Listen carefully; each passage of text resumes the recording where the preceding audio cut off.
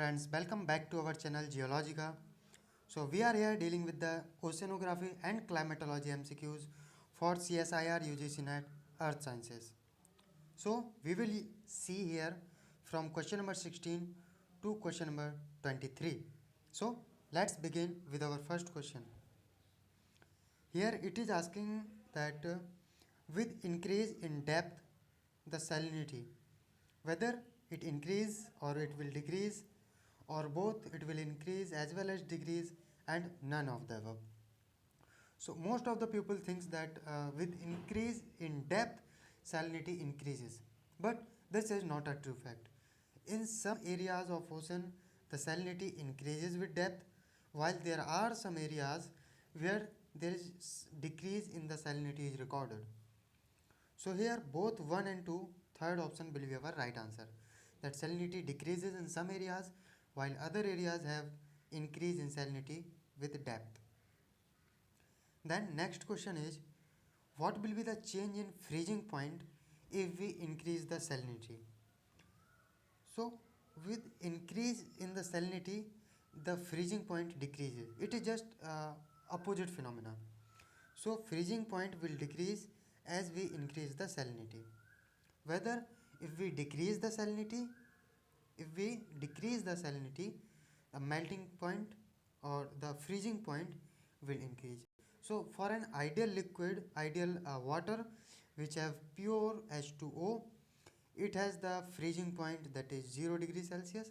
But if salinity increases, the amount of chlorine, calcium, magnesium, all of this is increase in this water, the freezing point will decrease and it goes in the minus.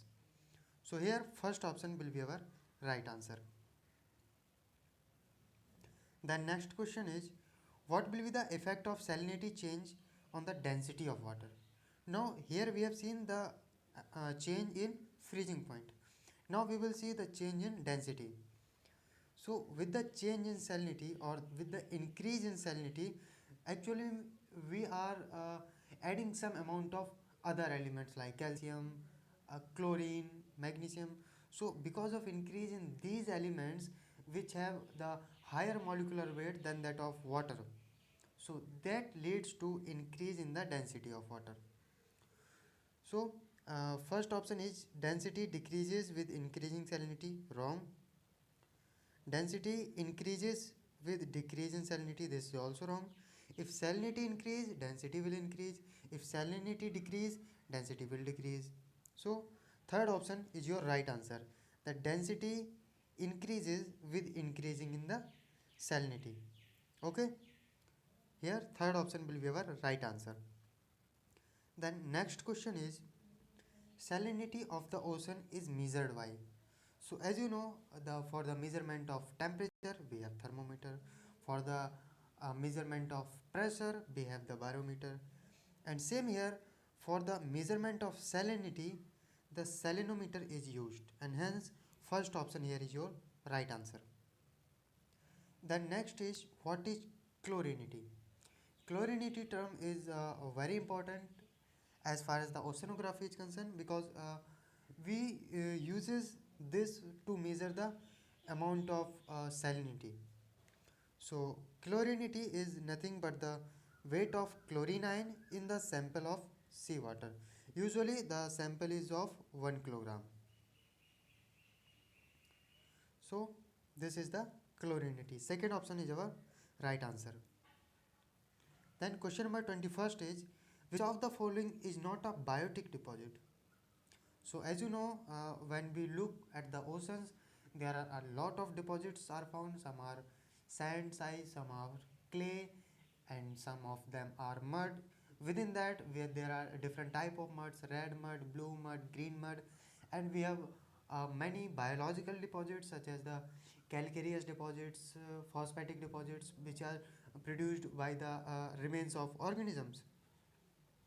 So here there are four options are given: Globigerina ooze, Radiolarian ooze, pteropods, and the green mud. So out of these four, uh, which is not a biotic deposit? So green mud is not a biotic deposit. It is considered as the terrigenous deposits or the clastic deposit. Okay, while other three are the biogenic deposits. So here fourth option is our right answer. The next question is, if a mud is rich in iron sulfide and organic elements, then what will be called? Whether it is blue mud or green mud, red mud, or it will be the biogenic deposits. So as I have already told, there are types of mud: blue mud, green and red, and these color are because of the other things which are added, other ions which are added.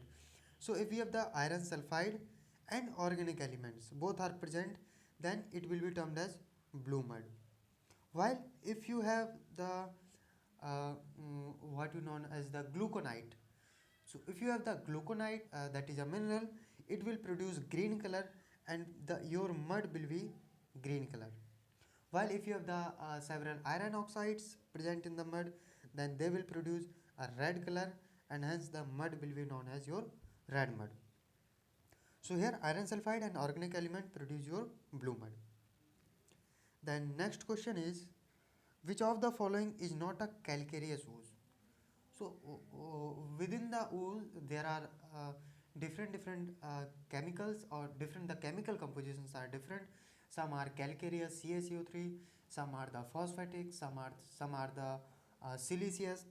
So out of those there are four options: calcareous ooze, pteropod ooze, and globogerina ooze.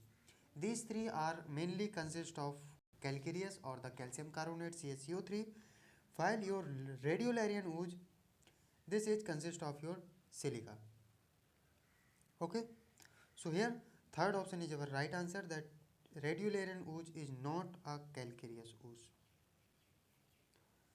Although the pteropods may have some other chemical compositions also, but the major part, or around 70% of the pteropods are consist of CaCO3 or the calcareous composition. Okay, so here third option is your right answer. It's all about for today. Thank you so much.